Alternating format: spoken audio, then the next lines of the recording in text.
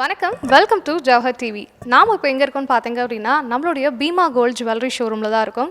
இன்றைக்கி என்ன ஸ்பெஷல் அப்படின்னு பார்த்தீங்க அப்படின்னா பீமா பட்டர் அவர்களுடைய 119வது பிறந்தநாளை ஃபவுண்டர்ஸ் டேவாக செலிப்ரேட் பண்ணுறாங்க. ஸோ இந்த செலிப்ரேஷனுடைய முன்னதாக வந்துட்டு அவங்க ஃபிசிக்கலி சேலஞ்சு குழந்தைகளுக்கு எல்லாருக்குமே வந்துட்டு மதிய உணவு வந்து ப்ரொவைட் பண்ணியிருக்காங்க. ஸோ அதனுடைய கிளிப்பிங்ஸ் எல்லாமே நம்ம பார்க்கலாம்.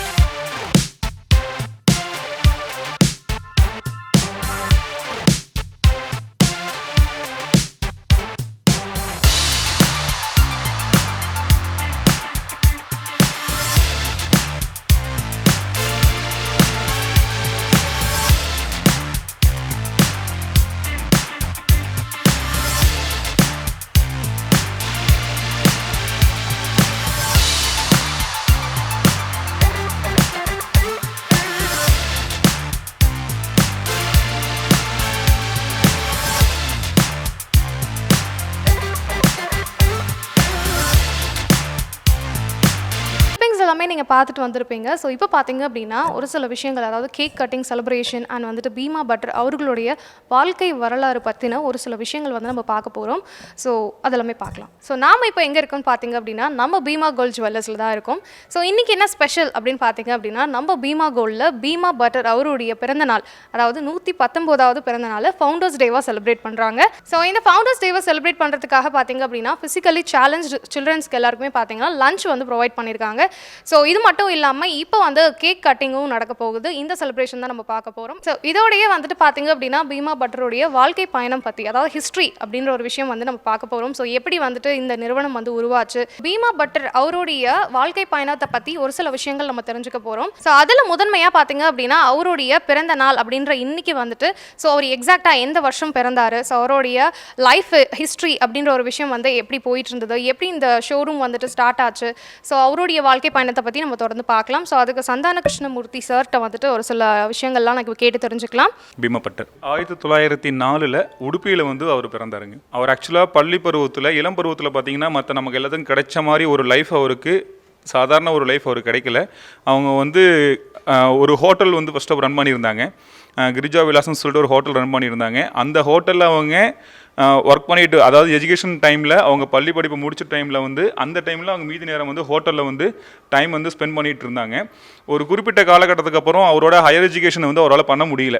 அதனால் வந்து மேற்படிப்பை நிறுத்திட்டு ஃபுல் அண்ட் ஃபுல் வந்து ஹோட்டல்லே வந்து அவர் வந்து தன்னுடைய வாழ்க்கையை கொண்டு போகலாங்கிறதுக்காக கொண்டுட்டு போகும்போது ஹோட்டலில் வந்து சாப்பாடு மட்டும் இல்லாமல் இன்னொரு சில விஷயங்கள் பண்ணான்னு சொல்லிட்டு அந்த ஒப்பனை, அதாவது வாசனை திரவியங்கள், அதாவது இந்த கலைத்திறன் இருக்குங்க இல்லையா, கலைநயமிக்க பொருட்களை வந்து வந்து அவங்க செஞ்சு அதையும் வந்து சேல் பண்ணுறதுக்கு வந்து ஸ்டார்ட் பண்ணார். அவங்களுக்கு வந்து பார்த்தீங்கன்னா திருமதி வனஜா மேடம் மேரேஜ் நடந்தது. ஒரு அருமையான ஒரு தருணம். அவங்க வாழ்க்கையில் அவங்க வந்ததுக்கு அப்புறம் தான் எல்லா மாற்றங்களுமே அவங்களுக்கு வந்தது.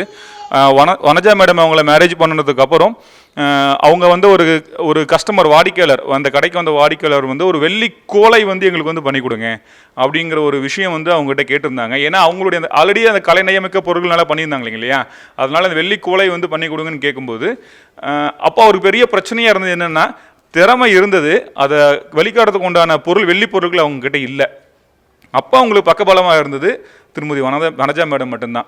ஏன்னா அவங்களுக்கு வந்து துணையாக இருந்த துணைவியார் மட்டும்தான் தன்னுடைய கால் கொலுசு இருக்கு இல்லைங்களையா, கால் கொலுசு, கடினமான அந்த கால் கொலுசு, வெயிட்டான கொலுசை கழட்டி கொடுத்து இதில் நீங்கள் வந்து செஞ்சு கொடுங்கன்னு சொல்லிட்டு அவங்க வந்து கால் கொலுசை கழட்டி கொடுத்து அதில் கோலை வந்து செஞ்சு கொடுத்தாங்க. அது வந்து பார்த்துட்டிங்கன்னா அந்த டிசைன்ஸ் அவங்க கொடுத்த அந்த கலைநயமான அந்த வந்து வேலைப்பாடு நிறைஞ்ச அந்த கோலை வந்து ரொம்ப ஃபேமஸ் ஆச்சு. அதுக்காக நிறைய வாடிக்கையாளர்கள் வர ஆரம்பித்தாங்க. நாணயம் அப்படின்னு பார்த்துட்டிங்கன்னா அப்போ அந்த காலத்தில் 2ஆம் உலகப் போரில் பார்த்துட்டிங்கன்னா எல்லாமே வந்து பணவீக்கம் டவுன் ஆயிடுச்சு. அப்போ வந்து பார்த்தீங்கன்னா தங்கத்தோட மதிப்பு எல்லாமே பார்த்தீங்கன்னா தரம் குறைஞ்ச ஒரு தங்கத்தை தான் வந்து அன்னைக்கு வந்து வாணிகம் பண்ணிட்டு இருந்தாங்க. அந்த சூழ்நிலை கூட பீமாவில் வந்து 22 கேரட் இருக்கிற நகையை மட்டும்தான் வந்து கொடுத்துட்டு இருந்தாங்க. அதனாலேயே நிறைய நம்பிக்கையான வாடிக்கையாளருங்கிறது நம்ம பீமா ஜுவல்லர்ஸ்க்கு இருந்தாங்க. அவருடைய வளர்ச்சி பாதம் அப்படின்னு பார்த்துட்டிங்கன்னா அவர் கொஞ்சம் நெஞ்ச கஷ்டப்பட்டுலாம் அது வந்து வளர்த்த கிடையாது. 1 by 1 ஒவ்வொரு சிங்கிளாக எடுத்து வச்சு இந்த நிர்வாகத்தை வந்து அவர் உருவாக்குனார். அது மட்டும் இல்லாமல் அவருடைய வளர்ச்சி பாதையில் பெரும் முக்கிய பங்கு அப்படின்னு பார்க்கும்போது அவருடைய நண்பர் ஒருவர் இணைஞ்சாங்க. ஒரு இதில் வந்து அலப்பையில் வந்து ஃபஸ்ட்டு வந்து ஒரு ஷோரூம் மாதிரி கிரியேட் பண்ணாங்க. நைட்டு 10 o'clock மேலே பார்த்தீங்கன்னா ஹோல்சேலில் வந்து அவங்க வந்து பண்ணிட்டு இருந்தாங்க. ஓவராலாக பார்த்தீங்கன்னா ஹோல்சேல் வியாபாரம், மொத்த வியாபாரம் பண்ணிட்டு இருந்தாங்க.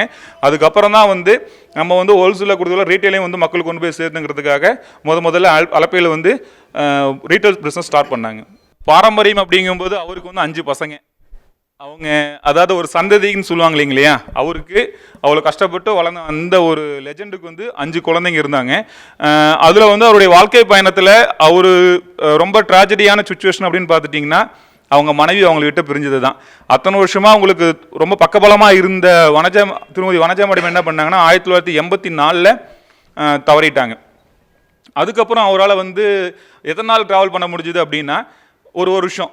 1985 81 வயசில் இவரும் காலமாயிட்டாருங்க. அப்போ அவரோட விஷயம் என்னன்னு பார்த்துட்டிங்கன்னா அவங்களுக்கு பக்கபலமாக இருந்த அவங்க ஒய்ஃபு இருந்து பண்ண அந்த விஷயத்தை அந்த இடத்துல வந்து அவரால் வந்து பேலன்ஸ் பண்ண முடியல. அதனால் வந்து அதுக்கப்புறம் தன்னுடைய மகன்கள் எல்லாமே பார்த்துட்டிங்கன்னா அதை வந்து டேக் ஓவர் பண்ணி அதுக்கப்புறம் ரொம்ப சிறப்பாக வந்து கொண்டு வந்திருக்காங்க. இப்போ வந்து 58 ஷோரூம் வந்து நம்ம பீமா ஜுவல்லரி இருக்குங்க. இந்தியா வளைகுடா நாடுகளில் பார்த்துட்டிங்கன்னா 58 ஷோரூம் இருக்குது. இன்றைக்கி பெரிய அளவில் மாற்றங்களை கொண்டுட்டு வந்துட்டு இன்றைக்கி நிறைய வளர்ச்சியை நோக்கி போயிட்டுருக்குங்க. பீமா தங்கம் தூய தங்கம், பீமா தங்கம் தூய தங்கம் அப்படிங்கிறது நம்மளுடைய வேத மந்திரம்.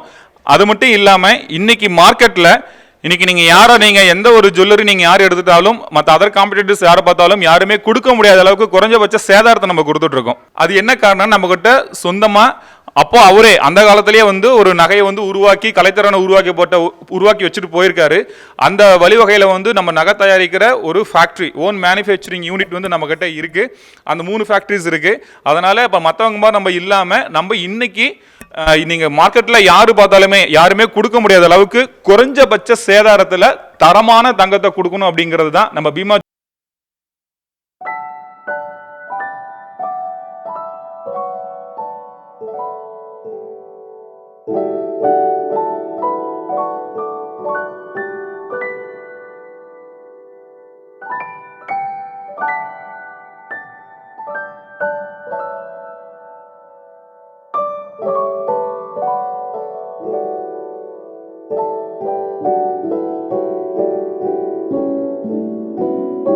வரும் 5 இயர்ஸாக வந்துட்டுருக்கோம்.